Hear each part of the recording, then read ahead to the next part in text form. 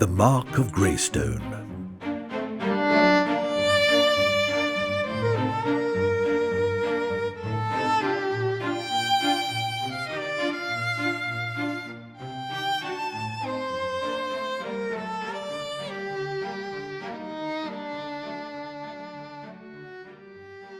Upon a particularly sombre morning in late October, the sequence of events I am about to recount was set into inexorable motion. A persistent drizzle enshrouded the streets of London, while a dense fog pressed against the window panes of 221B Baker Street.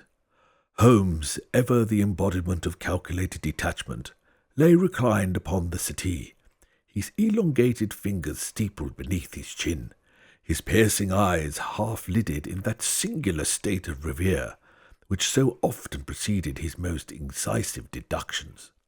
As for myself, I occupied a chair by the hearth, leafing idly through the pages of the Times, with only half my mind upon its contents. Our tranquil morning was abruptly interrupted by the measured yet unmistakable tread of Mrs. Hudson ascending the stairs. A moment later she entered, her expression tinged with both curiosity and concern. "A gentleman to see you, Mr. Holmes," she announced. "He insists it's a matter of some urgency." Holmes did not stir. "Show him in," he murmured, his tone carrying the merest note of interest. Mrs. Hudson withdrew, and in her place stepped a man of commanding presence. Though it was evident that some grave burden had exacted its toll upon him, his face, chiselled and angular, bore the unmistakable etchings of care upon his brow. His dark hair, still damp from the ceaseless drizzle outside, curled slightly at the edges, and though his garments were well tailored, they bore the telltale creases of prolonged travel. His boots, despite recent efforts to wipe them clean, carried the unmistakable vestiges of reddish clay upon his soles. Holmes, his gaze alighting upon the man with the unerring precision of a hawk surveying its prey, remained motionless for but a moment before speaking. "Pray be seated, Sir Edmund Greystone. You have undertaken an arduous journey from Surrey, and I perceive that you have wasted no time in seeking me out." The gentleman started. "You know my name." Holmes allowed himself a faint smile. "It was hardly a matter of great difficulty. Your boots bear the clay of Surrey roads, a rather distinctive sediment I have encountered before. The stiffness in your right shoulder betrays the fatigue of prolonged travel, likely by rail, while the lingering scent of damp wool and engine grease clinging to your coat confirms it. Furthermore—" Here Holmes inclined his head slightly, his sharp eyes glinting with satisfaction. "You carry upon your person a most telling identifier." Sir Edmund glanced down, perplexed. Holmes gestured towards the man's gloved hand, where, despite the dampness of the morning, the fine kid leather bore an embossed monogram, an elegantly entwined G, subtle yet distinct to the trained eye. A gentleman of means would hardly purchase such gloves second-hand, and the monogram suggests that their owner bears a surname beginning with G. Given your recent travel from Surrey and the gravity with which you seek my assistance, the conclusion was merely elementary." Sir Edmund, visibly astonished, regarded Holmes with a mixture of admiration and apprehension. "You are correct in all respects, Mr. Holmes. My journey has indeed been undertaken with great haste. I come to you with a matter of gravest consequence, one I fear that is inextricably bound to the legacy of my family. My family estate, Greystone Manor, has stood for generations as a monument to the Greystone name, and yet, within its walls, a dreadful crime has been committed. My butler roused me from my sleep with the most terrible news. My father, Sir Edward Greystone, had been discovered dead in his study." I observed Holmes's keen eyes narrow slightly. "The circumstances?" Sir Edmund swallowed. "He was seated in his desk, motionless, his head slumped forward as though in repose. But his face, his expression was one of most indescribable terror that has been seared into my memory, and upon the back of his right hand, burned into the very flesh, was a strange symbol, the servant's murmur of an ancestral curse." Holmes's gaze sharpened. A burn mark, you say? Describe it to me with precision. It was simple in execution, Sir Edmund replied, his brow furrowing. A stark and deliberate shape, as though it had been inflicted with great heat. I cannot account for it, Mr. Holmes, but I confess that a most unnatural force seems to be at work. Holmes steepled his fingers, his gaze unflinching. And what course of action was taken following this discovery? The household was thrown into disarray, Sir Edmund admitted. I summoned a doctor at once, but he could do nothing beyond confirming that my father had been dead for several hours. I knew this was a matter requiring an investigator of singular skill, one beyond the capabilities of any country physician. Thus I departed without delay for London, seeking your counsel. Holmes inclined his head. Your urgency is well warranted, Sir Edmund. This is indeed a case of peculiar interest, and I am quite certain that its resolution lies not in the realm of supernatural, but within the confines of cold, logical deduction. Sir Edmund, he began, his tone steady and deliberate, your account has been most intriguing, yet I must insist we establish a precise sequence of events. A single inconsistency in time may hold the key to this affair. Pray, recount to me in exact detail the moments leading to the discovery of Lord Edwin's body and your subsequent journey here. Sir Edmund, visibly weary from his travels, took a deep breath and steadied himself before speaking. I shall do my best, Mr. Holmes. The morning of the discovery began much like any other. It was just before 8 o'clock when Mr. Berkeley, our steward, came rushing into my room, his face pale as death. He had found my father's body in his study, cold and motionless at his desk. I dressed at once and followed him downstairs. Holmes interjected, his voice quiet but insistent. When did your father retire for the night, to the best of your knowledge? Sir Edmund furrowed his brow. At dusk, or shortly after. Mr. Berkeley mentioned seeing him pass through the drawing-room at that hour, though no one else saw him after that. The assumption was that he had retired to his chambers. Holmes gave a slight nod and gestured for him to continue. When I arrived in the study, Sir Edmund went on, I saw my father slumped at his desk, his face contorted, yet there was no sign of struggle. The strangest detail was the mark. He swallowed hard, as though the very memory unsettled him. A burn upon his right hand, circular in shape with a single line running through it. It was fresh, the skin raw and angry. No one could explain it. Who else was present at this time? Holmes inquired. Berkeley, of course. A few of the housemaids gathered in the doorway, whispering amongst themselves about the old curse of Greystone Hall. The family doctor arrived soon after, but he could find no clear cause of death. It was as if life had simply left my father, save for that dreadful mark. Holmes nodded slightly, making a brief note in his journal before proceeding. And it was at that moment you resolved to seek me out? Not immediately, Sir Edmund admitted. I spent some time attempting to calm the household, to bring order to the chaos, but I knew there was no ordinary explanation to be had. At 8:30, I gave orders for the estate to be managed in my absence, and departed by carriage at 9 o'clock for the railway station. And where is the nearest station? A few miles from the estate, no more than half an hour's drive. I arrived at 9:45 and boarded the next available train for London. The journey was agonizing, Mr. Holmes. I turned the events over and over in my mind 100 times. No matter how I looked at it, I found no rational answer. You arrived at London at what hour? 3:30, approximately. I came directly here, arriving at 4 o'clock.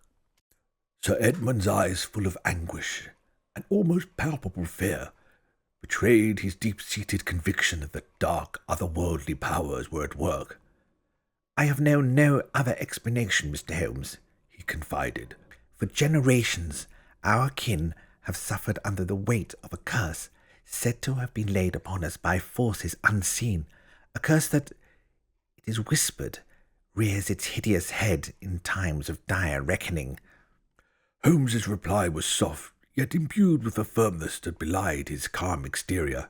Rest assured, Mr. Edmund, that no matter how deeply the mists of superstition may cloud our view, the truth should be laid bare by careful investigation and the application of reason. This mark, though it inspires visions of the supernatural, must be examined in the light of science and deduction. Thus, as the sky darkened and the wind began to lash against the panes, Sir Edmund entreated us to accompany him to Greystone Manor at once, that we might confront the mysteries that had so grievously marred his family's legacy. As the first part of our investigation concluded within the familiar walls of 221 Baker Street, we found ourselves swiftly bound for Surrey, aboard the afternoon express. The great iron beast hissed and steamed upon the platform, the clamour of porters and the muffled exchange of farewells filling the air as we took our seats in the first-class compartment. The rhythmic churning of the locomotive soon set a measured tempo to our thoughts, the carriage swaying gently as we hurtled through the outskirts of London. The city, with its relentless industry, soon gave way to the rolling pastures and wooded vales of the English countryside. From time to time, the piercing whistle of the engine punctuated the journey, sending up a flurry of startled crows from the autumn-clad trees. Holmes, ever absorbent in contemplation, sat opposite me, with his gaze fixed upon the murky landscape beyond the rain-streaked window, the low hum of fellow passengers conversing in adjacent compartments, the clinking of tea services from the dining car, and the steady cadence of iron upon iron wove together into a hypnotic sympathy of travel. As dusk encroached upon the land, the air within our compartment grew heavier, the lanterns casting flickering shadows upon the mahogany-panelled walls. Sir Edmund, who had remained silent for much of the journey, exhaled a deep sigh and turned towards Holmes. I confess, Mr. Holmes, that I feel an ill omen hanging over this return to Greystone Manor. It is as though some dreadful force watches and waits within its halls. Holmes steepled his fingers, his voice cutting through the dimly lit carriage. Fear, Sir Edmund, is a most insidious adversary. It preys upon the imagination, conjuring spectres where only logic should reside. Whatever shadows linger at Greystone Manor, I assure you they are cast by human hands.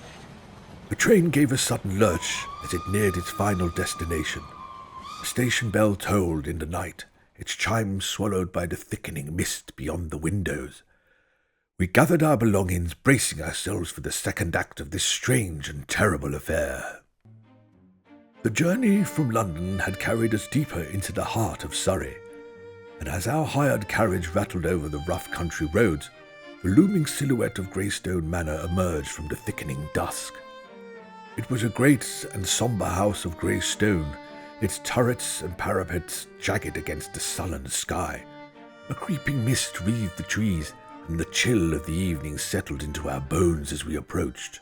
The manor's heavy oak doors groaned upon their hinges as we stepped into the grand but dimly lit entrance hall. Our arrival had been anticipated, for a line of servants stood nervously at attention, their expressions taut with unease. A solitary candelabra flickered upon a side table, casting long and wavering shadows upon the walls. Sir Edmund led us at once to his late father's study, where the terrible discovery had been made. Holmes moved through the chamber with measured purpose, his keen gaze sweeping over every detail, his expression impassive yet alert. I watched as he approached the desk, and, after a moment's contemplation, slowly extended his hand towards the very place where Sir Edmund had met his untimely end. Describe, if you will, the precise circumstances in which your father was discovered, he said, turning to Sir Edmund. The younger Greystone swallowed visibly before answering.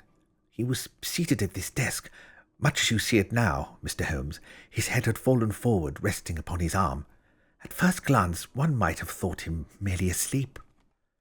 But there was something unnatural in his repose. Sir Edmund nodded grimly. Yes, his face bore such a terrible expression of horror that it haunts me still, and upon the back of his right hand. Holmes's eyes gleamed. Yes.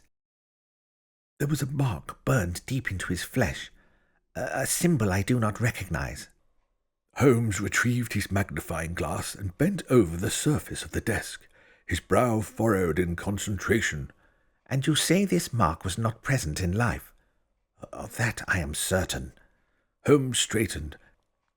"Then we must examine the body." With a reluctant nod, Sir Edmund led us through the dimly lit corridors to the family crypt, where Sir Edward's remains had been temporarily laid to rest.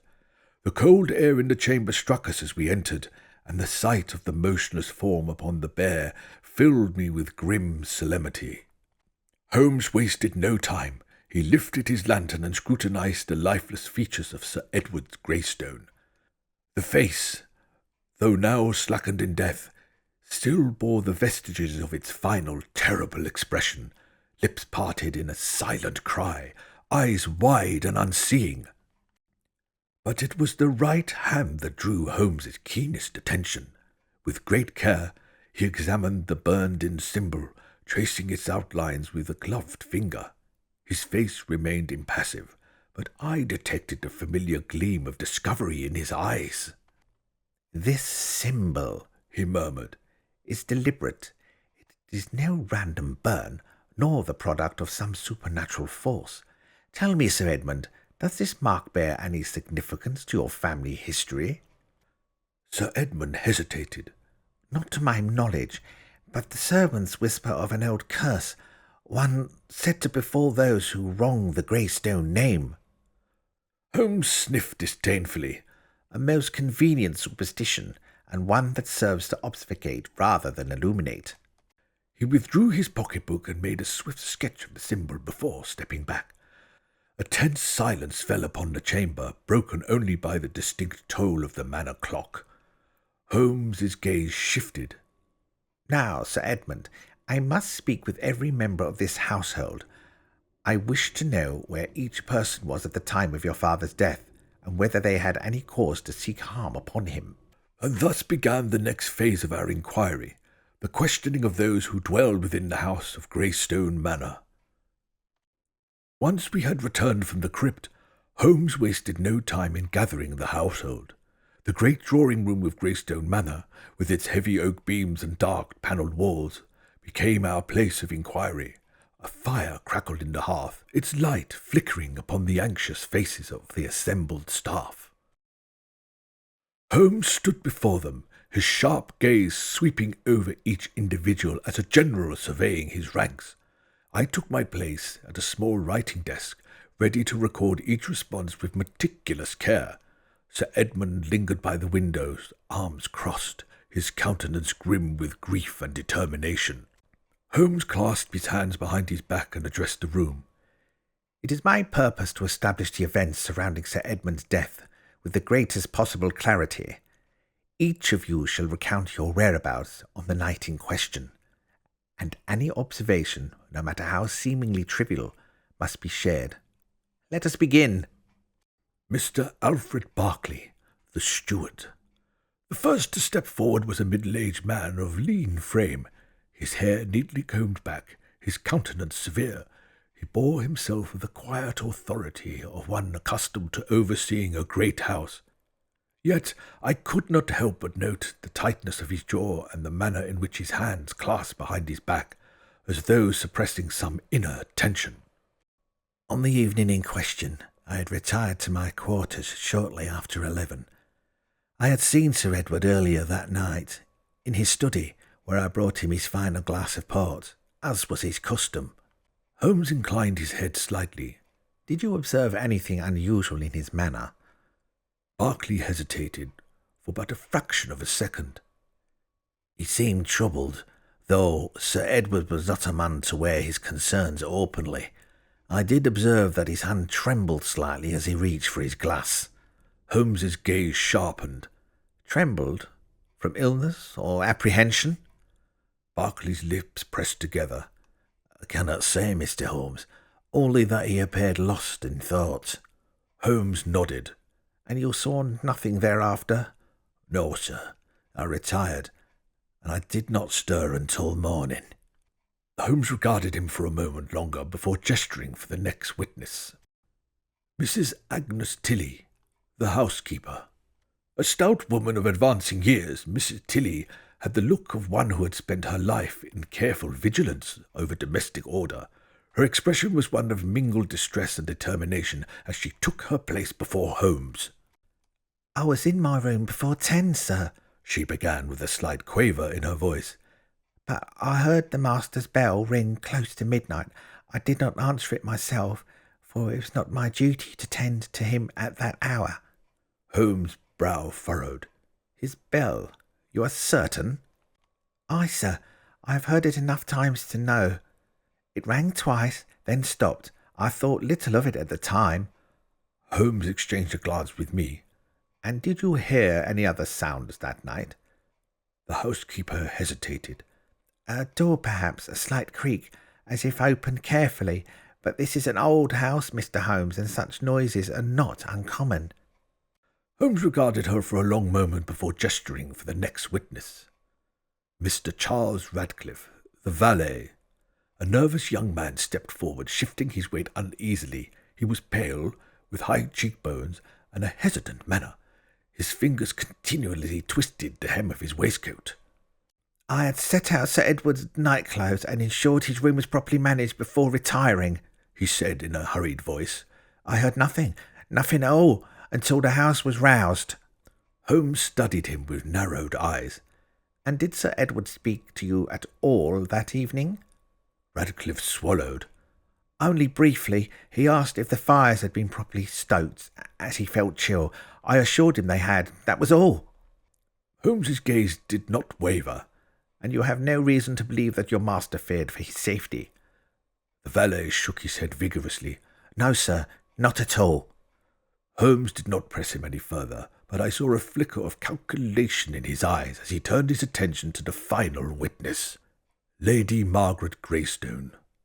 When Lady Margaret entered the room, a hush seemed to settle over the gathering. She was a woman who once possessed a rare beauty, though her features were drawn with strain. Her countenance paled to a ghostly hue, and her eyes, once alight with gentle warmth, now clouded with profound and unutterable shock of losing her husband. Her gaze darted between Holmes and Sir Edmund before she inclined her head gracefully. Holmes gazed solemnly, his voice low and grave. "Lady Margaret, permit me to offer my sincerest condolences for the tragic loss of your husband. Though our pursuits are bound into logic and deduction, we are not untouched by the weight of human sorrow." "Thank you, Mr. Holmes. I shall, of course, do all in my power to assist," she said in a voice that was both poised and weary. Holmes gestured for her to be seated. "Lady Margaret, where were you on the night of your husband's passing?" She drew a steadying breath. "I had retired early. I was indisposed and took to my room shortly after 9. I did not wake until I heard the commotion outside my chamber." Holmes leaned forward slightly. "And did you not see Sir Edward at all that evening?" She hesitated. "Only at dinner. He was quiet, distracted." "Did he mention any particular concern?" A shadow passed over her face. "No, but he did seem preoccupied, as though some matter weighed heavily upon him." Holmes tapped his fingers lightly against the armrest of the chair. "And did you hear anything unusual in the night? A bell, perhaps?" She frowned. "A bell? No, I cannot say that I did." Holmes's gaze remained fixed upon her for a fraction longer than necessary before he leaned back, his expression unreadable. "Very well," he said, rising to his feet. "I thank you all for your cooperation. That will be all for now." One by one the household members withdrew, leaving only Holmes, Sir Edmund, and myself by the firelight. "Well, Holmes," I ventured at last. Holmes steepled his fingers. "The pieces are beginning to take shape, Watson, but we are not yet ready to draw our conclusions." Sir Edmund exhaled heavily.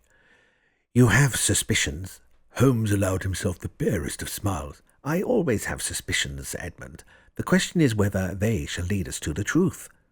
And with that, the night deepened around us, and the shadows of Greystone Manor seemed to press ever closer. As the last of the household staff withdrew, A heavy silence settled upon the drawing-room. The great clock upon the mantelpiece marked the passage of time with a steady, inexorable ticking, an unspoken reminder that each moment lost was a step farther from the truth. The embers in the hearth crackled softly, casting restless shadows along the oak-panelled walls. Holmes remained seated, his gaze fixed upon the dying fire, his fingers steepled beneath his chin in deep contemplation. Outside, the wind had risen, moaning through the high gables of Greystone Manor, rattling the ancient windows in their casements. The house itself seemed to stir, as if restless between the weight of its own secrets. Sir Edmund, who had thus far maintained a careful composure, exhaled heavily and turned towards Holmes. "Well, Mr. Holmes, you have spoken with all of them. Surely something in their words must have struck you as significant." Holmes did not immediately reply. Instead, he reached for his pipe, tapping it absently against the arm of his chair, before filling it with measured precision. The brief silence that followed was one I knew well. It was the calm before the storm of deduction.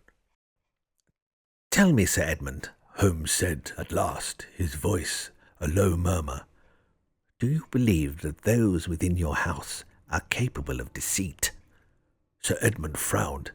"Deceit? What are you suggesting?" Holmes struck a match, the flare of light illuminating his keen features for an instant before he drew in a breath, the smoke curling upwards in languid spirals. "I am suggesting, Sir Edward, that lies are already at play within these walls, small ones perhaps, inconsequential on the surface, but in a case such as this, no untruth, no matter how slight, can be dismissed." I leaned forward. "Then we are dealing with deliberate misdirection." Holmes exhaled slowly, his eyes narrowing. "Or fear, Watson. There is a difference. Some lie to conceal their guilt, others lie to protect themselves from forces they do not yet comprehend." Sir Edmund shook his head. "But who among them would wish my father harm? Berkeley, the steward, has served this house faithfully. Mrs. Tilly has known our family since my childhood. The others—" He paused, a flicker of uncertainty passing over his face. "Surely if my father had any enemies, they would not be found beneath this roof." Holmes tapped his pipe against the arm of his chair, rising swiftly to his feet. "I am not so certain. There is much about this case that does not sit well with me, Sir Edmund. Your father's death was not the work of some passing misfortune. It was planned, executed with careful intent, and I fear that until we uncover its full design, this house remains a dangerous place." The wind howled once more against the windows, its wailing cry echoing through the dim corridors beyond. Somewhere in the depths of the manor, a door creaked faintly upon its hinges, a sound so subtle it might have been imagined, but Holmes's sharp gaze flickered towards the darkened hallway, as if already sensing the next thread of the mystery unravelling before us. He turned, his decision made. "Come, Watson. The night is not yet spent, and there is still work to be done." The night deepened, and with it the oppressive silence of Greystone Manor seemed to grow heavier, as though the very walls held their breath. A storm had begun to stir beyond the great windows, distant thunder grumbling like some slumbering beast, while the wind, restless and unrelenting, sent the ancient trees swaying in the darkness.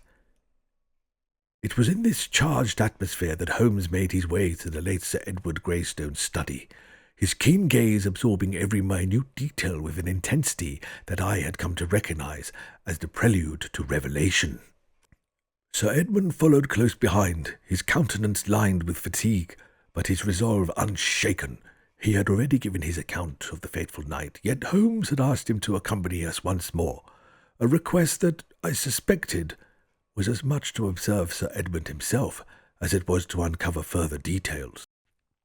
The study, when we entered, was precisely as it had been left, a monument to interrupted routine. The desk remained undisturbed, save for the absence of Sir Edward himself. The great leather chair in which he had met his end stood ominously vacant. an unwelcome reminder of the grisly discovery. Holmes moved with deliberate care, his fingers grazing the edges of the books, the handles of the drawers, the polished mahogany of the writing desk. He paused before a small wooden cabinet. Sir Edmund, you mentioned that your father kept certain items locked away. Is this the key that you gave me earlier? Sir Edmund nodded. Yes, my father kept a few personal effects within, ledgers, documents of a financial nature, and some articles he brought back from his travels. Holmes turned the key and opened the cabinet, his movements precise. Within lay an array of vials, each meticulously labelled in a precise, measured hand. Yet even as I stepped forward to peer inside, I saw what had already caught Holmes's attention. One space was empty. Holmes extracted the wooden rack, his eyes scanning the neatly arranged vials. Fascinating, he murmured. A meticulous man, your father. Everything in order, except this. He gestured to the gap. Sir Edmund, do you recall what was contained in the missing vial? Sir Edmund hesitated. I cannot say. My father never spoke of them in detail, only that they were specimens from his time abroad. There were some from India and others from Africa. Holmes turned to me. Watson, your medical expertise may be of some use. Do any of these labels indicate substances of a toxic nature? I bent forward, scrutinizing the vials. Most appear to be botanical extracts, though some are marked with caution. Certain alkaloids, tinctures of rare plants. But this space here, I pointed to the empty slot. If the missing vial belongs in this sequence, it is likely related to a more dangerous compound. Holmes's expression grew graver. Precisely as I expected. He turned to Sir Edmund. Your father's death was no accident, nor was it the work of some supernatural force. We now have evidence that a chemical agent may have been involved.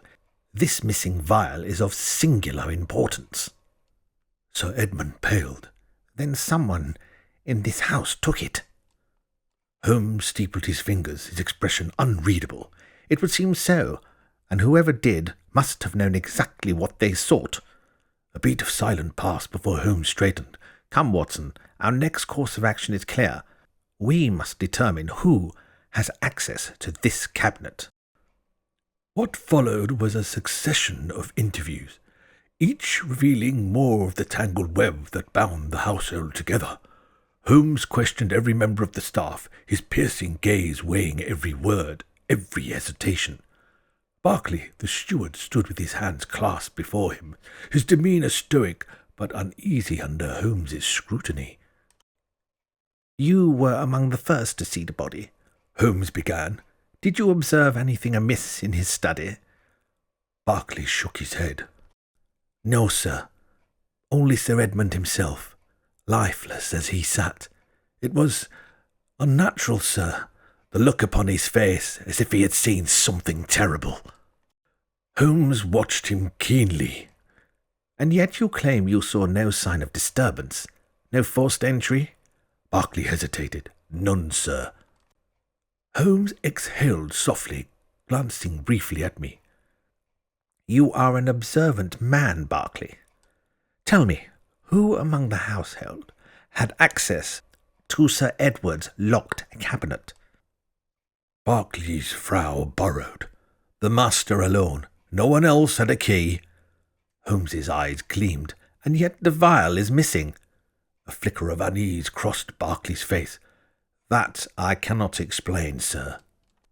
Mrs. Tilly, the housekeeper, was next, wringing her hands as she stood before us. You served this household for many years, Holmes said. You knew Sir Edward well. I did, sir, she affirmed. Did he ever speak of his time abroad? She hesitated. Rarely. He was not a man to dwell on the past. Holmes studied her intently. And yet, someone within these walls must have known the significance of what he brought back with him. She shuddered slightly. There were whispers, sir, of things best left undisturbed. Holmes arched a brow. Superstition, and yet someone disturbed them nonetheless. Her lips pressed tightly together, but she said nothing more. Holmes questioned the other staff in turn, each denying knowledge of the missing vial. But as we retreated once more to the study, his expression was not one of disappointment, but of calculation. "Well," I prompted, "did any of them reveal more than they intended?" Holmes smiled faintly. "Indeed, Watson, Berkeley's reaction was telling. He claims no one had access to the cabinet, and yet something was taken. Either he is lying, or someone bypassed the lock." "Or Sir Edmund removed it himself," I offered. Holmes nodded. "A possibility we must not discount, but if so, what became of it?" He turned back to Sir Edmund. "There is one person I must speak with in greater detail." "Who?" Sir Edmund asked. Holmes met his gaze. "Lady Margaret." The storm outside had strengthened, rattling the manor's very foundations. At that moment, I felt as though we were standing on the precipice of something vast and terrible, a truth buried deep in the past, waiting to be unearthed. Holmes's line of inquiry had reached a crucial juncture. The missing vial, the burnt symbol, the whispered fears within the household, each was a piece of the greater puzzle, and I could sense that Holmes was drawing even closer to his solution. But just as the path seemed clear, fate would intervene. The storm had strengthened, casting jagged flashes of lightning across the grand facade of Greystone Manor. The wind moaned through the corridors, rattling window panes and sending shadows flickering against the walls. It was in this charged atmosphere that we heard a cry, a sharp, strangled gasp, followed by the crash of breaking glass. Holmes had been mid-sentence when he froze, his keen ears catching the exact direction of the sound. In an instant, he was on his feet. "Quickly, Watson," he called over his shoulder as he strode from the study. Sir Edmund, pale with sudden apprehension, followed close behind as we hurried down the dimly lit corridor. The cry had come from the east wing, where Lady Margaret's chambers lay. Holmes reached the door first, his hands closing around the brass handle. Finding it locked, he stepped back, and with a sharp motion forced it open with his shoulder. The sight that met us was one of undeniable distress. Lady Margaret lay sprawled upon the floor beside a shattered porcelain teacup, her form barely illuminated by the flickering oil lamp. Her breathing was shallow, her face ghastly pale, and one hand clutched weakly at her throat. Holmes dropped to one knee beside her. I was already at her side, feeling for her pulse. It was erratic, but present. A sheen of cold sweat clung to her brow, and though her eyes fluttered, she seemed only semi-conscious. "Watson," Holmes's voice was crisp, urgent. "She's been drugged," I confirmed, swiftly examining her. "The dose must have been weak, else she would have been completely insensible."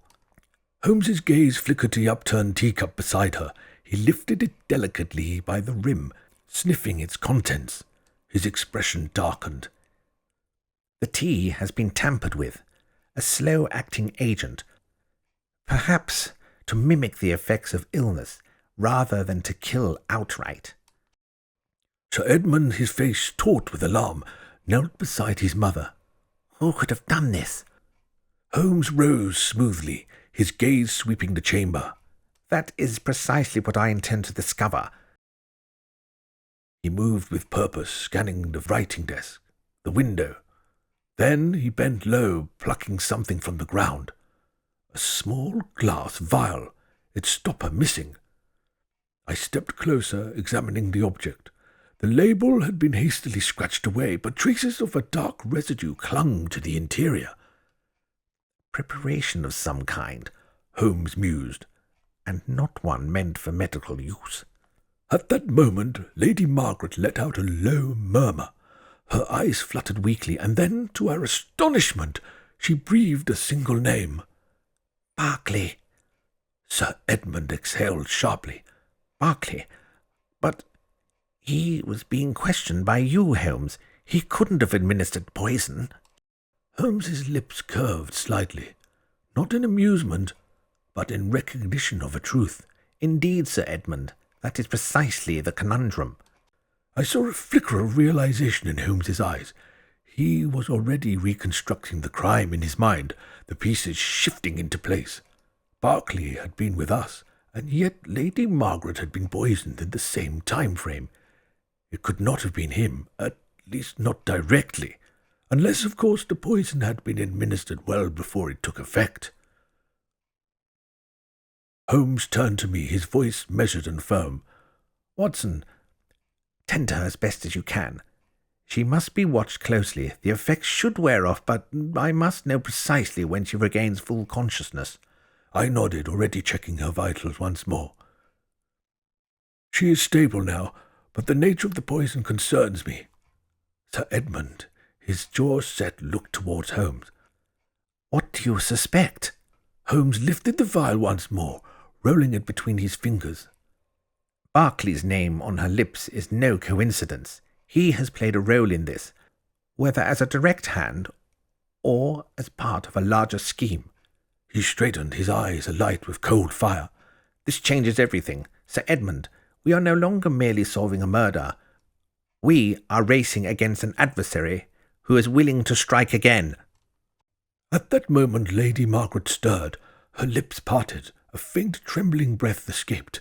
Holmes leaned closer, his voice low and urgent. "Lady Margaret," he murmured, "can you hear me?" Her eyes flickered, her lips forming silent syllables. Then, with an effort that seemed to drain what little strength she had, she whispered, "The past. It has returned." "What past?" "Lady Margaret." But she had already slipped back into unconsciousness. Holmes straightened. "We must prepare for her to wake again. When she does, she will have much to tell us." And with that, the storm beyond the manor seemed to reach its full fury, as though the very heavens bore witness to the unfolding treachery within. As the evening deepened, the oppressive stillness of Greystone Manor settled around us. The dim glow of oil lamps barely held the encroaching shadows. Sir Edmund exhaled heavily, rubbing his temples. "Mr. Holmes, I cannot in good conscience let you travel back to London tonight. The roads are treacherous in this weather, and—" He hesitated before continuing, lowering his voice. "I do not believe this house is safe." Holmes regarded him with quiet intensity. "I concur. Sir Edmund, there is still much to investigate, and it would be unwise to depart when answers may yet present themselves before morning."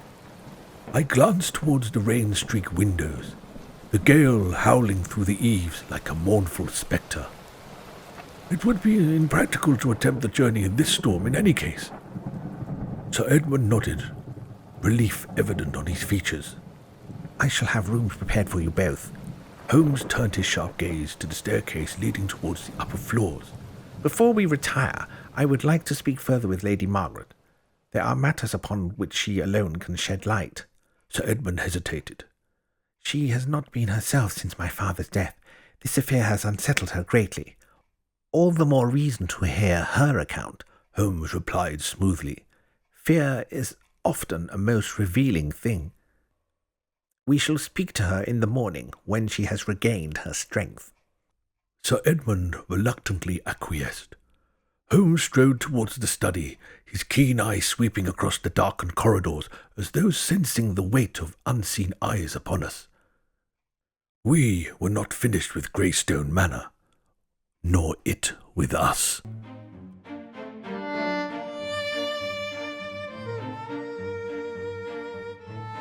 The grim events of the previous night had left the household in a state of agitation, and it was with this renewed sense of purpose that Holmes resumed his inquiries at first light. Lady Margaret, still weak from her ordeal, remained under the care of myself, and though she had still yet to fully regain her faculties, the single whispered name, Berkeley, had altered the course of our investigation. Holmes wasted no time, having already examined Lord Edwin's belongings and discovered the conspicuous absence of the labelled vial from the collection of exotic substances he had brought back from Africa. Holmes was now determined to press upon the final, decisive links in the chain of evidence. As we descended the grand staircase of Greystone Manor that morning, the household's inhabitants were already stirring. Servants whispered in hushed tones, their glances darting fervently towards Holmes, who stood forward with unwavering purpose. Sir Edward, visibly weary from sleepless hours of reflection, awaited us in the morning room. Holmes addressed him directly. Sir Edmund, we must now speak with each individual in this house once again. The truth is close at hand, and I mean to seize it before this day is out. Sir Edmund nodded solemnly. Then whom shall we summon first, Mr. Holmes? Holmes turned to me with a faint smile. Watson, I believe we shall begin with Berkeley. Sir Edmund frowned. Berkeley, surely you don't suspect him of this dreadful affair? Holmes merely inclined his head. There is much yet to be understood. Sir Edmund, let us proceed. Berkeley was sent for and entered the room with measured steps. His expression was controlled, yet I noticed how his hands fidgeted slightly at his sides. He was a man of middle years, his features lean and hard, his manner outwardly deferential, yet tinged with something I could not immediately name. Was it wariness? Defiance? Holmes's eyes rested upon him with the keenness of a surgeon poised to make his first incision. You have been in the service of this household for how long, Mr. Berkeley? Holmes inquired. 8 years, sir. And in all that time you served under both the late Lord Edwin and Sir Edmund? I did, sir. Holmes nodded. And your duties brought you into close contact with Lord Edwin's personal effects, his papers, his belongings? Berkeley hesitated for the briefest of moments. On occasion, yes, sir. Holmes's gaze did not waver. You were aware of the items he brought back from his time abroad? I was aware that he had such things, yes. Holmes leaned forward slightly. Including a collection of vials, some of which bore rather ominous warnings on their labels. Berkeley's throat bobbed as he swallowed. I never concerned myself with the master's belongings, sir. Holmes exchanged a glance with me. His expression betrayed no reaction, but I knew him well enough to sense that a critical piece of the puzzle had fallen into place. Very well, Mr. Berkeley, Holmes said at last. That will be all. For now. Berkeley inclined his head and withdrew. As soon as the door closed behind him, Holmes turned to Sir Edmund. Berkeley is lying, he said simply. Sir Edmund looked startled. But how can you be certain? Holmes leaned back in his chair, eyes fixed on the dancing embers in the hearth, as if deep in thought. I could see gears turning in his mind as he recounted his deductions aloud, so that both Sir Edmund and I might understand the dark intricacies of this case. Observe, Watson. Sir Edmund, Holmes began in his measured tone. Berkeley claims that during the time Lady Margaret was poisoned, he was here with us, answering our questions, contributing nothing more than obedient service. Yet the delay in the onset of the toxin's full effect tells a different tale. He paused, drawing a slow breath, as his eyes flitted momentarily to the window, where the grey morning light struggled against the storm's lingering gloom. The poison we suspect is not one that acts immediately. It is, in fact, a slow-acting toxin derived from a rare African spider. Its nature is such that, when administered in full concentration, it would swiftly extinguish life. However, if diluted, its effects are delayed, allowing the victim to remain seemingly intact for a period before the lethal dose manifests.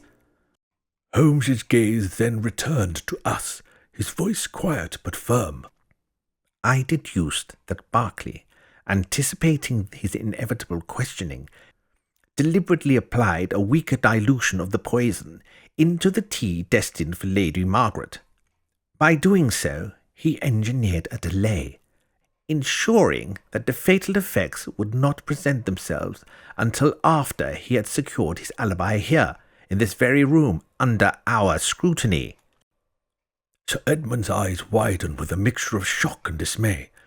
You mean he intended for her to die after our interrogation? He asked, his tone trembling with the gravity of the revelation. Precisely, Holmes replied. Berkeley calculated that if the poison acted too quickly, all suspicion would fall squarely upon him. By employing a sublethal dose, he sought to disguise his deed, granting him the opportunity to be interviewed, to answer questions, and thereby establish his innocence at the moment the poison's effect was only beginning to manifest. I interjected softly, and yet, despite his careful planning, Lady Margaret managed to utter his name in a compromised state. Holmes nodded solemnly. Indeed, that whispered accusation, Berkeley, was not a mere figment of delirium. It was the final damning evidence of his guilt. The delayed effect of the toxin, combined with his insistence on being present during our questioning, leaves little room for alternative explanations. He fixed his intense gaze upon us.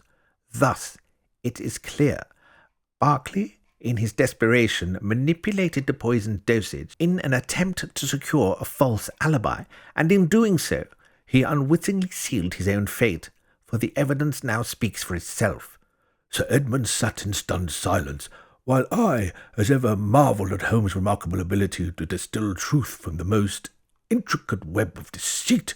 The truth was as irrefutable as it was tragic. A calculated act of vengeance destined to be unmasked by the relentless logic of deduction. Holmes rose from the fireside chair and began to pace slowly, his hands clasped behind his back. His voice calm but edged with that familiar incisiveness that heralded a revelation. You will recall, Watson, that Sir Edward was found seated in his study chair, head slumped, as if claimed by sleep, Holmes began, and yet the expression etched upon his features was not that of peace, but of unadulterated terror. This alone struck me as incongruous. Sir Edward had a nightly habit, well known to the household, of retiring to his study with a glass of brandy and a cigar, often dozing before the fire. Berkeley, as his steward, would have been privy to these routines. It was, I believe, on such a night that he acted. Holmes gestured towards the chair in which Sir Edward had died. When the rest of the house had settled into silence, Berkeley entered the study under the guise of attending to the hearth, or securing the doors. He would have found Sir Edward dozing, the brandy glass at his elbow, his right hand resting on the arm of the chair. I leaned forward. But how did he administer the poison without awakening him? With precision and cunning, Holmes replied. The poison, derived from a rare species of arachnid native to West Africa, is most insidious in that it could be absorbed transdermally. Berkeley, having discovered this among Sir Edwin's effects in Africa, prepared a concentrated distillation. He applied it, not to a drink nor to food, but directly to the skin, painted in the form of a symbol onto the back of Sir Edwin's hand using a small fine-tipped brush or similar instrument. The mark served two purposes. First, as a signature of vengeance, a familial curse by design, and second, to ensure maximum absorption through the thin skin of the hand. Sir Edmund's brow furrowed. But such an act surely Sir Edmund would have awoken. A rational concern, Holmes agreed, but you underestimate both the subtlety of the poison and the trust inherent in routine. Berkeley was not a stranger. He had been part of the household for years. Sir Edward, perhaps half-conscious, may have stirred, even glanced at the man, and thought nothing of it, a servant tending to his duties, and by the time the first effects of the venom had took hold, fatigue, numbness, a slowing of the pulse, Sir Edward would have attributed them to age or the brandy. Soon after, he lost consciousness. Death would have followed within the hour. And what of the bell, Holmes? A bell does not ring of its own accord, Watson, especially not on the stroke of midnight in a household governed by routine. It was either a final act of the victim or a calculated flourish by the hand that ended him. Holmes resumed his pacing. It was a masterstroke of subterfuge, science masquerading as a curse, and so the stage was set for our arrival, with only the Mark to speak of something unnatural. Holmes moved to the mantel and took up his pipe, though he made no move to light it. Instead, he gestured towards the fire, as if conjuring the memory of the mark burned upon Sir Edward's flesh. You will recall, Watson, that I made immediate note of the symbol on Sir Edward's hand. Its edges were too precise, too regular for the erratic workings of fire or accident. No, this was drawn with intent and precision. But it was not merely symbolic. It was functional. He turned to us, the glint in his eyes sharpened by certainty. As you are aware, I have devoted a considerable portion of my studies to the pharmacological and toxicological properties of rare and exotic substances. During my monograph of obscure poisons and their uses in aboriginal rituals, I came across reference to the Phaeonutria regis, or what the native tribes in the Ituri rainforests of Central Africa refer to as the Whispering Death, a spider of uncommon size, peculiarly virulent venom. I gasped in disbelief. A spider? Indeed, Holmes continued, but not one found in this country by natural means. Its venom possesses a unique neurotoxin which, when refined and introduced through the dermis, acts upon the nervous system gradually, inducing paralysis, respiratory arrest, and ultimately death. The natives, I discovered, would daub the extract onto darts, or, in ceremonial executions, inscribe symbols on the skin of the condemned, a form of both punishment and ritual. He began to pace again, his fingers lightly tapping together. I recognized a crude approximation of such a symbol upon Sir Edward's hand. It struck me as not merely theatrical, but functional, designed to deliver the toxin. Further examination confirmed my suspicion. The skin had not been seared, but chemically burnt, and the curse, a rare neurotoxic compound consistent with the venom of the Phaeonutria genus. "What do you propose we do, Holmes?" I asked at last. Holmes stood. "We shall confront Mr. Berkeley once more, and this time we shall have the full truth from his own lips." At once he sent for a servant. "Summon Mr. Berkeley at once," he ordered. The servant departed without a word, and we waited, the silence in the room growing heavy with expectation. Minutes passed, each one lengthening the tension. Sir Edmund's face grew pale. "He's nowhere to be found, sir," the servant announced upon his return. Holmes's eyes narrowed, his expression shifting from calm assurance to focused determination. "His absence is as revealing as any confession," he remarked quietly. "It appears that Mr. Berkeley has chosen to evade us once more, perhaps in a final act of desperation." Holmes continued, "We must now search every shadowed corner of this manor. Berkeley's disappearance, after all, only deepens the mystery."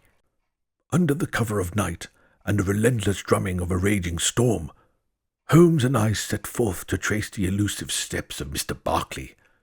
The manor, usually a symbol of stately calm, now appeared transformed into a labyrinth of shadow and secret passageways. "We must be silent, Watson," Holmes whispered as we stepped into a narrow corridor, the echo of our footsteps swallowed by the howling wind outside. "The very architecture of Greystone Hall conceals many hidden routes. Berkeley, in his haste, may have inadvertently left a trail." We pressed forward, our lantern's feeble glow dancing along the time-worn walls. Soon Holmes paused before a series of deep, damp footprints in the soft dust near the side door, a door that led to one of the manor's lesser-known exits. "These imprints, Watson, indicate that our suspect slipped away through this passage." he murmured, crouching to examine the subtle pattern. With quiet determination, we followed the trail. Our pursuit led us through a shadowed corridor lined with ancient portraits, whose eyes seemed to watch our every move, and down a narrow staircase hidden behind a tattered tapestry. The air grew cooler as we descended into the bowels of the manor, where long-forgotten storerooms and secret cellars whispered secrets of their own. At one juncture we rounded a corner and heard the faint sound of hurried steps echoing down a deserted hall. Holmes motioned for silence and advanced, his figure merging with the darkness as he navigated the maze of passageways with an uncanny certainty only he possessed. I remained close, my heart pounding in a rhythm with the rain against the stone. Then, in a deserted wing, far from the main thoroughfare, we caught sight of a figure slipping through a concealed doorway, a door cleverly obscured by shadows and their weight of neglect. "There!" Holmes hissed as we surged forward in pursuit. Our chase wound its way through hidden staircases and secret passages. Each turn heightened our anticipation. The storm's fury outside was echoed by our own adrenaline-fueled steps as we followed Berkeley's trail deeper into the forgotten recesses of Greystone Hall. At one critical juncture, I almost lost sight of him in a narrow corridor lined with dusty, abandoned trunks. Holmes, however, seemed to anticipate every twist and turn, guiding us with quiet precision. The pursuit culminated in a forgotten storeroom beneath the manor, a cavernous space where the soft patter of rain and the distant creak of old wood provided the only sound. There, illuminated by the trembling light of our lantern, stood Berkeley. His eyes darted in panic as he realized he had been cornered, and for a fleeting moment the tension was so thick that one could almost taste the fear in the air. In that storeroom, with the storm raging outside and the secrets of Greystone Hall laid bare around us, our chase had reached its dramatic climax.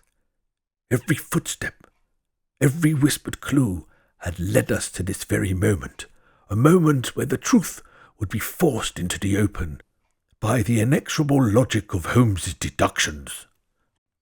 In the dim light of the storeroom, the confrontation began, not with force, but with words, a true battle of wits that pitted Holmes' unerring logic against Berkeley's desperate evasions.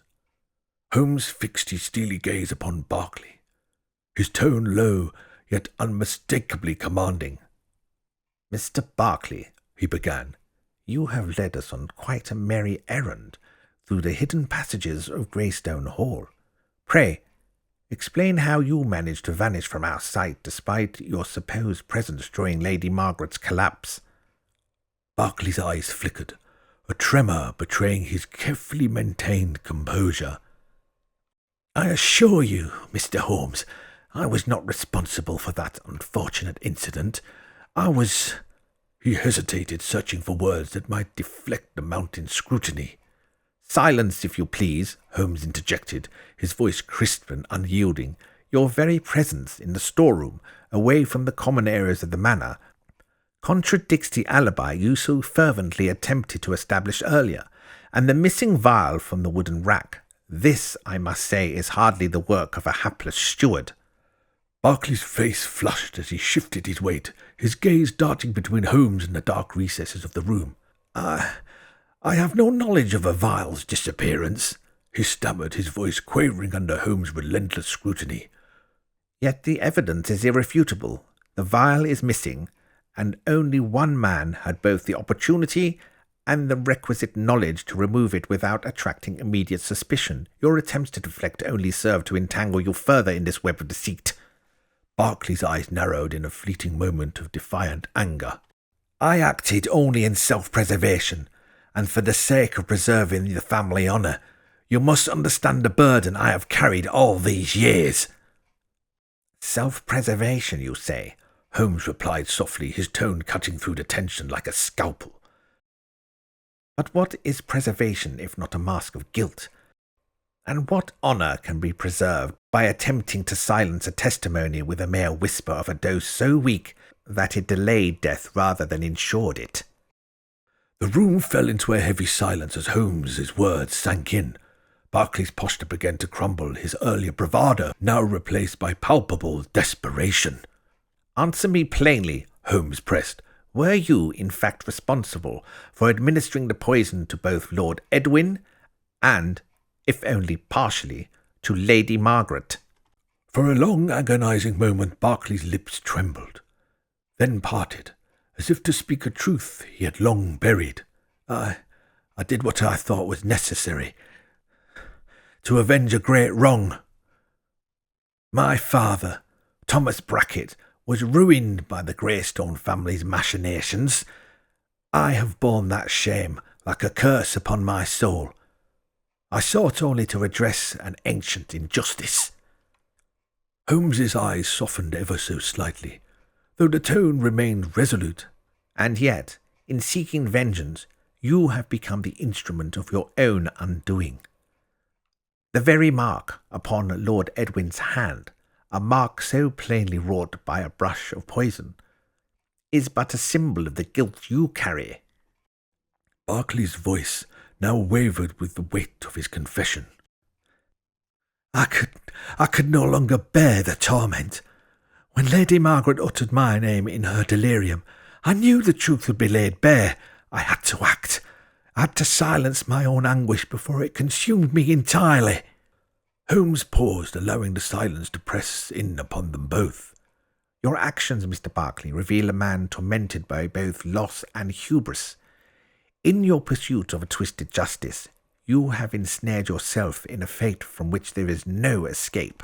He paused, his eyes downcast, then looked up at Holmes. You see, the mark upon Lord Edwin's hand, the simple circle with its single dividing line, is not a random curse of fate. In my youth, as a token of disgrace, I was forced to bear that very symbol, a mark that branded me and all those of my line as unworthy, as traitors. It was meant to isolate, to punish, and to ever remind us of our supposed guilt. But I have come to see it is not as a curse, but as a call to avenge the wrongs done to my father and to my name. Holmes inclined his head, his eyes locked upon Berkeley with an intensity that made it impossible to look away. And so you sought retribution? He inquired softly. Berkeley's voice rose with a bitter fervour. Indeed, Mr. Holmes, I resolved the Greystone name must atone for the sins of the past. When Lord Edwin returned from Africa with his strange articles, and that most curious vial containing the toxin, I saw in it the instrument of my retribution. I intended to inflict upon him a burn as precise as the mark my family has endured, a symbolic retribution that would echo the injustice of years past. Berkeley's eyes brimmed with tears. I did it to right the wrongs inflicted on my family. I sought not mere death for its own sake, but the revelation of truth. Yet, when Lady Margaret uttered my name, it became evident that the weight of my actions could no longer be borne in silence. With a heavy, shuddering breath, Berkeley continued his confession, his eyes distant as he recalled the past. My father, Thomas Brackett, was a man of unwavering honour and sincerity, a loyal servant to the Greystone family. Yet his steadfast integrity proved to be his undoing. It was not his fault, but rather the greed and cruelty of those in power that conspired against him. He paused, his voice thick with emotion. You see, my father uncovered certain irregularities within the Greystone accounts. Irregularities that implicated high-ranking members of the family in fraudulent dealings. When he attempted to bring these misdeeds to light, his honesty was twisted into a charge of theft and treachery. The very instruments of justice were corrupted by those who wished to silence him. Holmes listened intently as Berkeley's voice grew more fervent. The Greystones. in their lust for wealth and reputation, contrived a scheme to discredit him. They accused him of stealing funds, of betraying trust that they had so freely bestowed upon him. The charges, utterly fabricated, were accepted without question by the authorities, who were under the influence of the family's considerable sway. Berkeley continued. My father was arrested in a manner so unjust that I still shudder at the memory.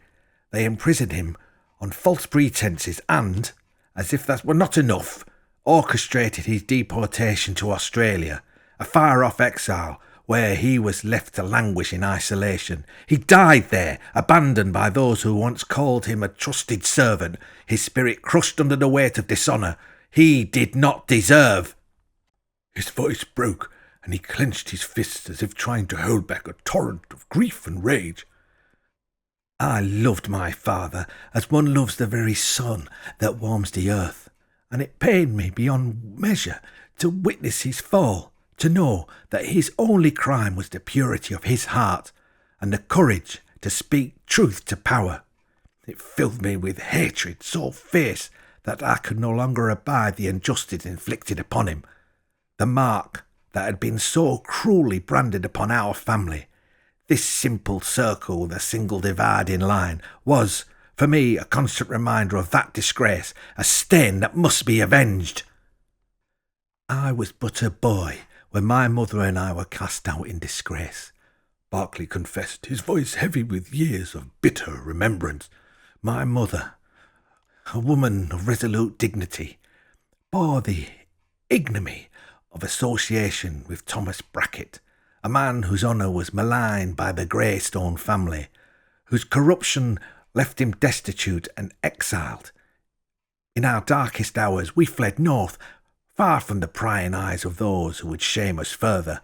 I was forgotten, left to wander the margins of society after my dear mother passed, her memory the sole beacon of what once had been my rightful lineage. His gaze darkened as he recalled the long, painful years of obscurity. But fate, it seemed, had plans for me.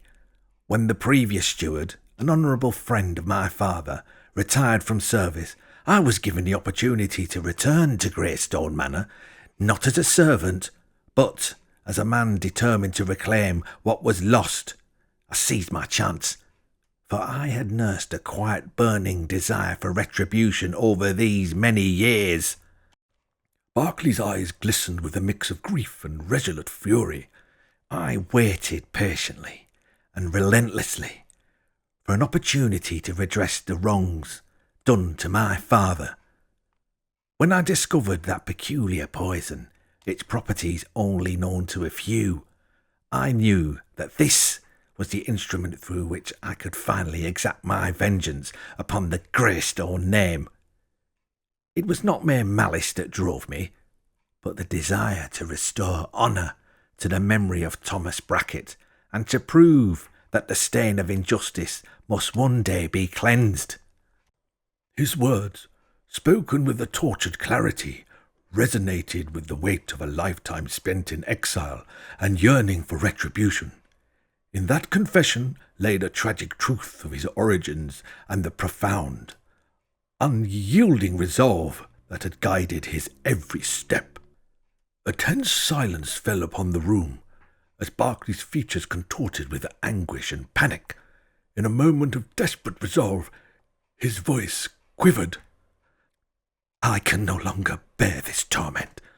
With a sudden movement that took us both by surprise, he produced a small vial from beneath his vest, a vial which he had concealed from us, and, with trembling hands, he administered the contents upon himself. "Berkeley, no!" I cried, reaching out in vain. But it was too late. In a matter of moments, Mr. Berkeley's countenance turned ashen. His eyes wide with a final, anguished terror, he collapsed to the floor, and the last sound we heard from him was a ragged whisper. "Forgive me." In the quiet that followed Berkeley's final, anguished whisper, the mansion seemed to exhale a long-held, sorrowful breath.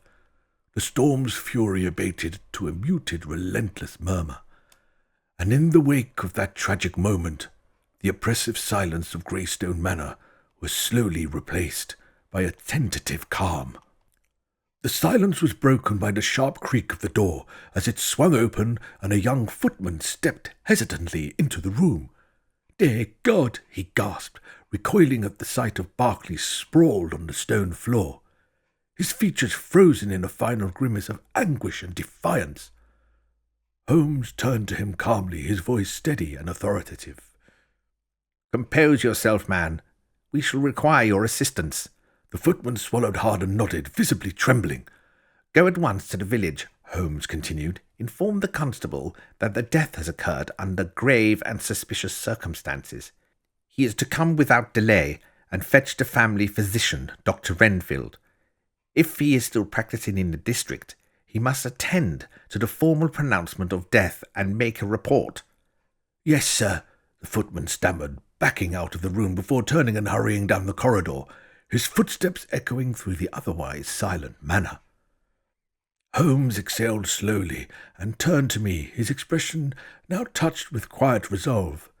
"There is but one voice left in this house who may speak the truth behind these tragedies.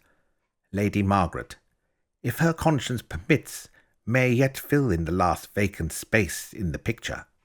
He adjusted his coat with a brisk motion and then strode towards the door. "Come, Watson, let us see if she is still prepared to unburden what remains." And so, with the shadow of Berkeley's vengeance finally extinguished, we passed once more through the great corridors of Greystone Manor, towards the last thread of this long and bitter mystery, and the woman who alone held its final confession. Holmes turned to me then. "Watson, Lady Margaret's condition was precarious earlier, but I believe her recovery has progressed. Before I question her further, I should like you to attend her and determine whether she is now in a state to be spoken to.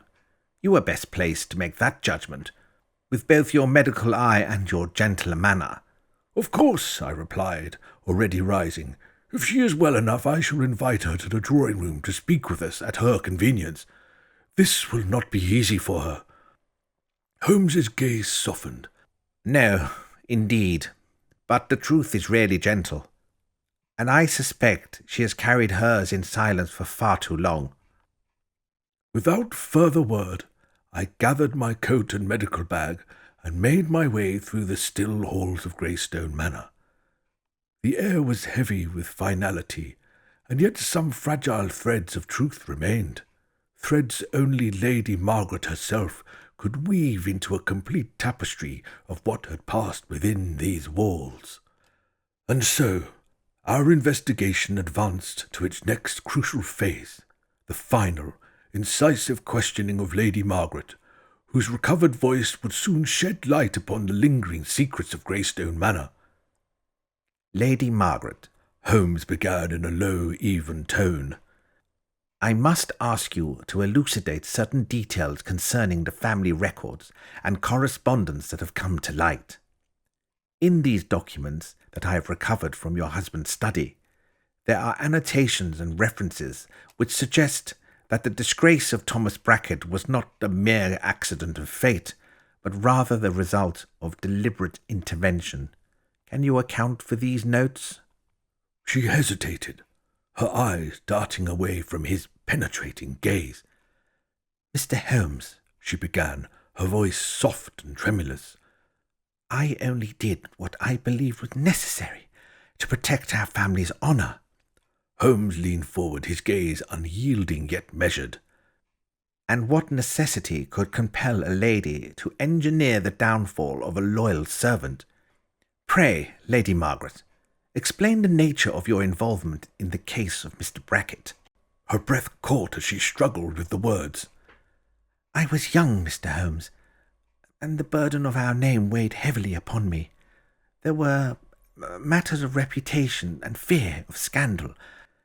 I urged that the evidence be scrutinized, that his loyalty be questioned, so as to avert a ruin which, I believed, would befall us if his so-called transgressions were allowed to stand unchallenged." Holmes's eyes narrowed slightly as he pressed. You speak of ruin and scandals, as if they were the only alternatives to preserving honour. But can you honestly say that a man of Mr. Brackett's character, whose life was so unjustly upturned, did not deserve the benefit of doubt?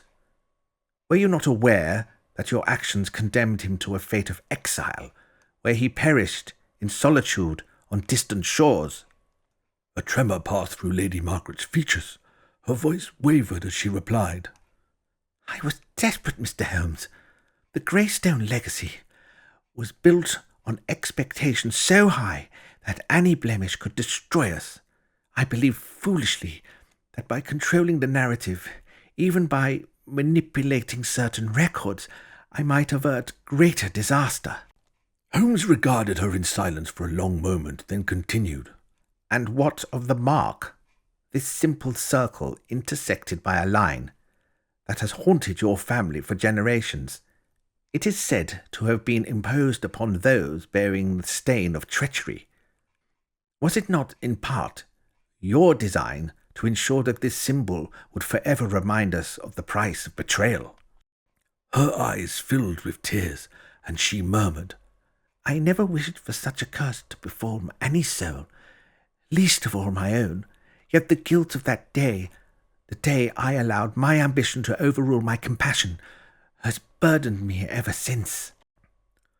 Holmes's tone softened imperceptibly, though his gaze remained incisive.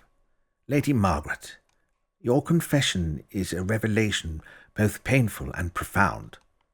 By altering records and staring opinions, you cast long shadows upon Mr. Brackett's memory. A shadow that has in its turn festered into a legacy of vengeance. Such actions, though driven by fear, have consequences that echo even now. She bowed her head, her voice a mere whisper. I confess it all, Mr. Holmes. I beg forgiveness for the misdeeds of my youth. I sought to shield our family, yet in doing so I condemned an innocent man and stained my own soul. Holmes's eyes, ever vigilant for the truth, searched hers. Your words, Lady Margaret, reveal the complexity of human frailty. While you claim that your actions were driven by desperation, they have set in motion events that have led to grievous consequences. It is now incumbent upon us to unravel all that has transpired and to lay bare the full measure of this tragic legacy. Thus, through a series of measured, probing questions and the weight of her own remorseful admission, Holmes uncovered Lady Margaret's deep involvement in the dark history of Greystone Manor, a history wherein the framing of Thomas Brackett was but one thread of a tapestry of ambition, fear, and ultimately sorrowful retribution. Holmes regarded Lady Margaret with a steady, measured gaze before speaking in a low, thoughtful tone. Lady Margaret, if you wish to disclose the full truth of your involvement, think of Sir Edmund. His grief is still raw, and what good, I ask you, could come from dredging up such painful secrets now? The burden of our losses should not be compounded by further sorrow. Lady Margaret's eyes, moist with unspoken regret, met Holmes's steady look, and in that silent understanding she yielded the choice of her own counsel. With that matter temporarily at rest, Holmes turned to me. Watson, it is time we make our way back to London. The night's revelations have weighed heavily upon us, and I find that a change of scene might provide some solace, even if for only a few hours. Before we departed to carry out our respective tasks, Holmes paused and looked towards the long, tall windows of the corridor, where the grey morning light now filtered through the glass in dim, watery shafts. We must speak to Sir Edmund before we do anything further, he said quietly. He has borne a cruel revelation, and it would not do to leave him without a word. We found him in a small withdrawing room at the rear of the house, standing alone before the hearth, his expression one of quiet devastation. The weight of the last several hours had etched itself upon his features. His shoulders were bowed, his eyes hollow with fatigue, and yet he stood with the same composure I had observed in him on the day he first arrived at Baker Street. Holmes stepped forward with uncommon gentleness. "Sir Edmund," he said, his tone low and steady, "there is little one can say at such a time that does not ring hollow, but I would have you know that I believe your father to have been a victim of a calculated cruelty. Not a man cursed, as some feared, but rather ensnared by a long-buried injustice, finally come home to roost. You have conducted yourself with honour and clarity throughout, even as this storm broke about you." Sir Edmund turned to us, his face drawn but composed. "It is a difficult thing," he said slowly, "to reconcile a father I loved with the wrongs that were hidden from me. I shall carry both grief and shame in equal measure." Holmes replied, "Grief, yes, but shame I do not believe is yours to bear. The sins of the past are not redeemed by silence, but you have not contributed to them.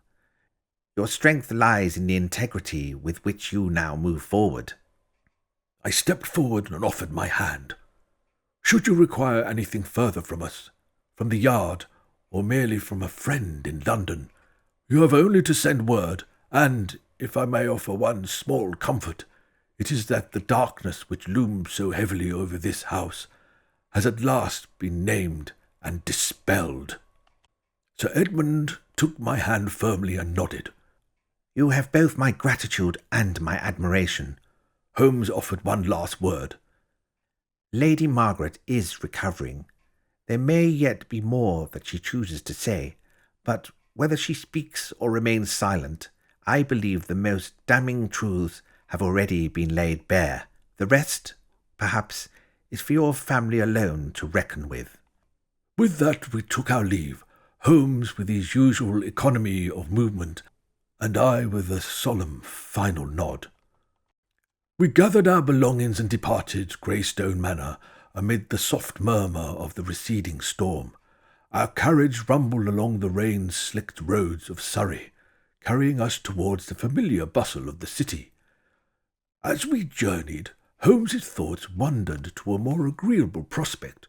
"Watson," he remarked, his tone brightening imperceptibly, "I recall this evening the Palladium in London shall be graced by a performance of none other than Joseph Joachim, the celebrated violinist whose artistry is said to lift even the heaviest of hearts.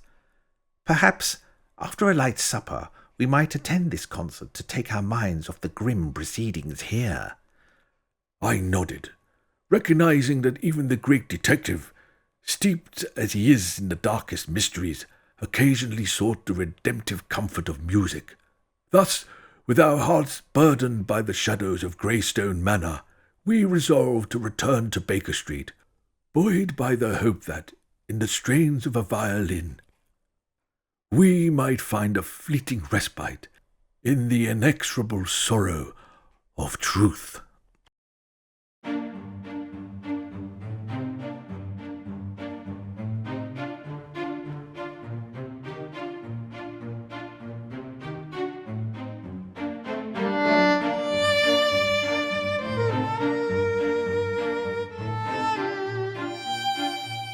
The Holmes enigma, The Mark of Greystone, was written by Alan Inman and performed by Michael McGuinness. Music, 221B Baker Street, by Justin Allen Arnold. The Holmes enigma is available on YouTube and Spotify. New episodes added regularly.